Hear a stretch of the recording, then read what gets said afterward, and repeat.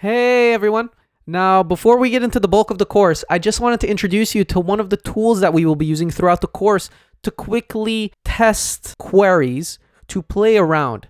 It's called DB Fiddle. And it's one of those tools that we will be using to create playgrounds.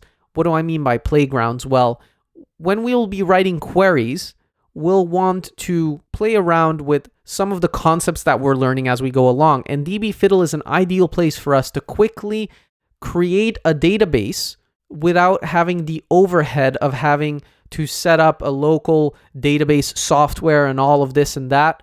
And it's a pretty cool tool because you can actually switch between different versions of SQL in here from different vendors.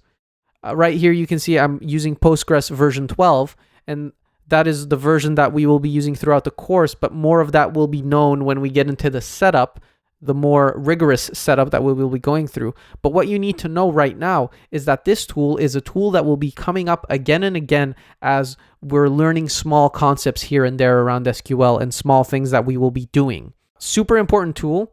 Right now, we don't have to pay attention to what is in the schema. This portion right here is where we will be setting up a database for you. And the portion on the right-hand side, query, is where you will be playing around and testing out stuff.